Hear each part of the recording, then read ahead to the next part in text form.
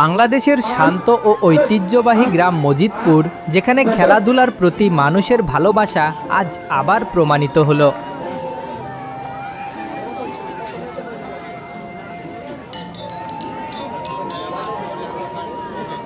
দিঘির পাড়ে মানুষজন ভিড় জমিয়েছে, ছোট বড় সবাই উপভোগ করছে এই সাঁতার প্রতিযোগিতা। অসংখ্য ধন্যবাদ জানাই মজিদপুর তরুণ সংঘ স্পোর্টিং ক্লাবকে, যারা অনেক কষ্টে এত সুন্দর আয়োজন করেছেন।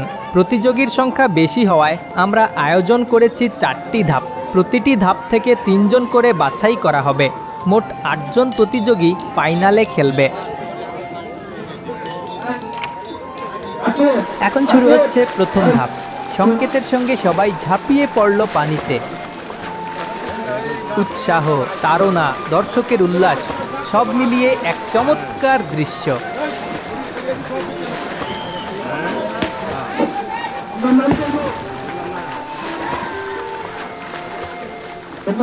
প্রথম ধাপ থেকে 3 জন সেরা বাছাই হলো।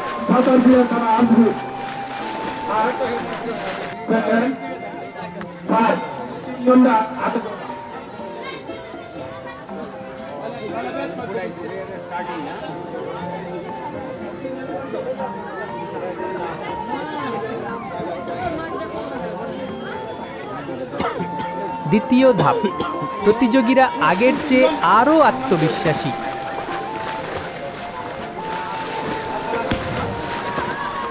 জলের প্রতিটি দোলন যেন তাদের উত্তেজনা প্রকাশ করছে।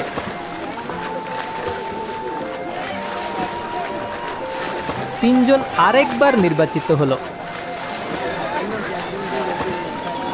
তৃতীয় ধাপ, এবার প্রতিযোগিতার উত্তেজনা তুঙ্গে। সবাই শেষবারের মতো প্রাণ ঢেলে দিচ্ছে।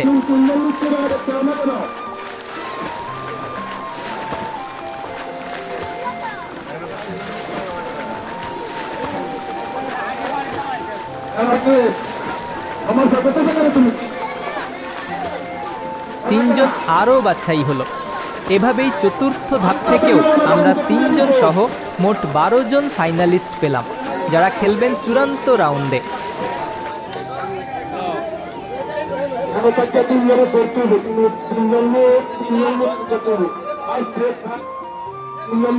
বাংলাদেশে সাঁতার কেবল ক্রীড়া নয়, এটি আমাদের সংস্কৃতির একটি গুরুত্বপূর্ণ অংশ। ছোট বড় সবাই নদী, বিল বা পুকুরে সাঁতার শেখে। গ্রামীণ জীবনের সঙ্গে সাঁতার ও জলক্রীড়ার ঘনিষ্ঠ সম্পর্ক রয়েছে।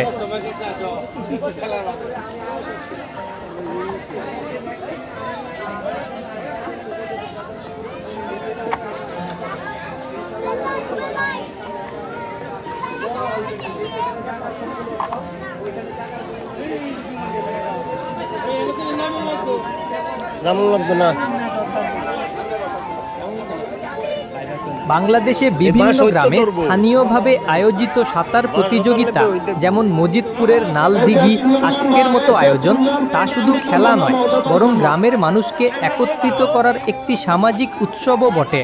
এই প্রতিযোগিতা আনন্দ, একতা এবং খেলাধুলার মাধ্যমে গ্রামের সংস্কৃতিকে ধরে রাখে।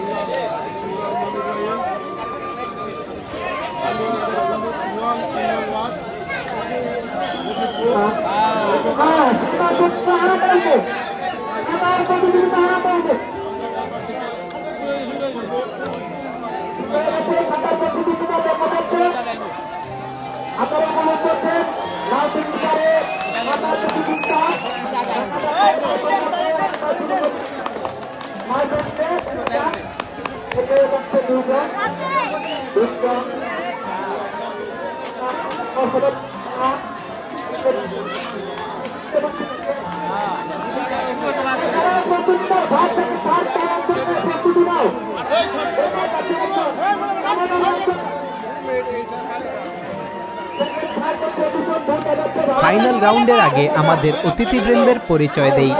প্রধান অতিথি হিসেবে ছিলেন আবুল হাসান, অবসরপ্রাপ্ত ব্যাংক কর্মকর্তা।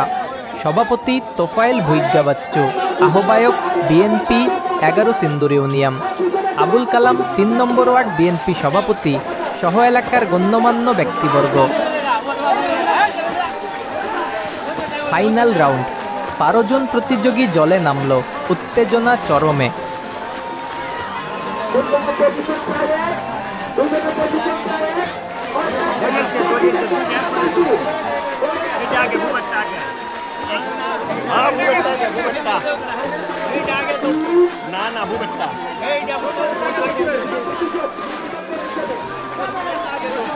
শেষে প্রথম স্থান জিতেছে ইসমাইল।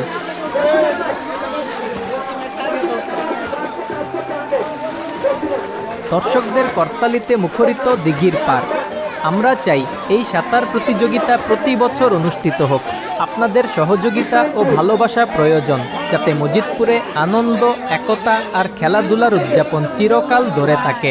এইচএস স্পোর্টসের সাথে থাকার জন্য ধন্যবাদ।